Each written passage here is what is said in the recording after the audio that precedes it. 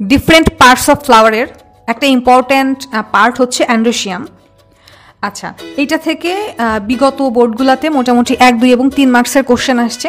এইটা আমি হচ্ছে টোটাল সামারিতে কি লেখা আছে সেটা তোমাদের কাছে ডিসক্রাইব করব ইন শর্ট, আর হচ্ছে লাস্টে বোর্ড কোশ্চেনগুলোও বলে দিব ইনশাল্লাহ। তো অ্যান্ড্রোশিয়ামটাকে হচ্ছে ফুলের থার্ড হোল হিসেবে কাউন্ট করা হয়। কেন সেটা? কারণ আমরা যদি ফুলের ছবিটা দেখি, এখানে যদি আমি খেয়াল করি যে প্রথমে আছে এই যে গ্রিন কালারের পার্ট, যেটাকে সেপাল বলা হয়, দেন তারপরে কাউন্ট করা হয় করলা সেকেন্ড হোল হিসেবে, দেন থার্ড হোল হিসেবে তোমার এই অ্যান্ড্রোশিয়ামকে কাউন্ট করা হয়।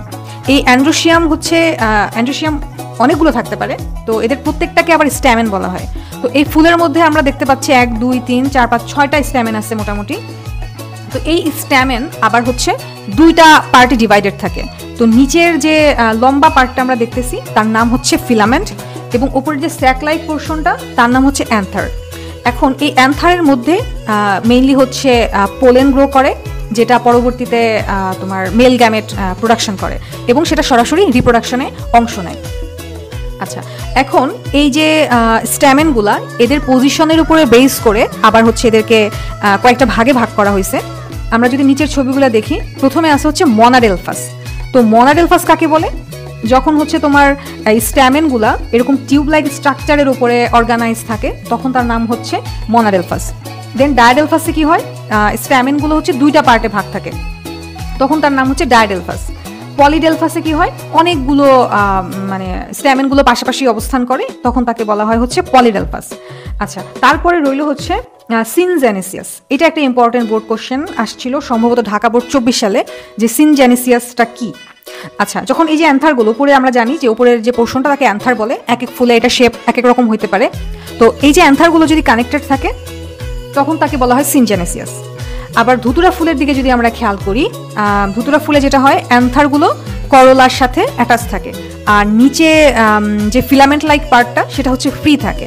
ওকে, তো এইটার নাম হচ্ছে ইপিপেটালাস।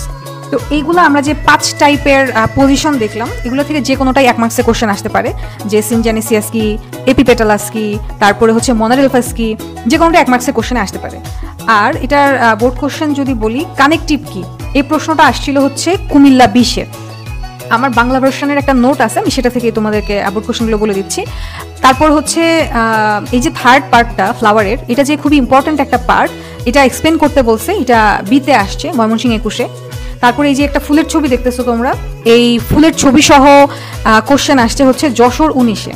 এখানে তারা ব্যাখ্যা বা এক্সপ্লেনেশন চাইছে যে এটা যে একটা ইম্পর্ট্যান্ট পার্ট, বা এই যে ডি চিহ্নিত যে পার্টটা, এইটার কন্ট্রিবিউশনটা কি, ঠিক আছে, বা ইম্পর্টেন্সটা কি, সেটা এক্সপ্লেন করতে বলা হয়েছে। সো আলটিমেটলি টোটালটার অ্যান্সার একই হবে, মানে অ্যান্ড্রোশিয়ামের টোটাল ডেসক্রিপশনটা। আর ডেসক্রিপশন বলতে মেনলি ক্লাসিফিকেশন এই ক্ষেত্রে হয়তো দেওয়া লাগবে না। যে অ্যান্থার প্রোডাকশন হয় বা অ্যান্থারের মধ্যে যে পোলেন তৈরি হয় সেটা থেকে মেল গ্যামেট, ওই জিনিসটা লিখে দিলেই মোটামুটি এই কোশ্চেনটা কভার হয়ে যাবে। এই ছিল মোটামুটি অ্যান্ড্রোশিয়ামের পার্টটা। তোমরা এই টোটালটা ভালো করে মুখস্থ করে রাখবে, 1-এও আসতে পারে, 2-এও আসতে পারে, 3-এও আসতে পারে। ধন্যবাদ সবাইকে।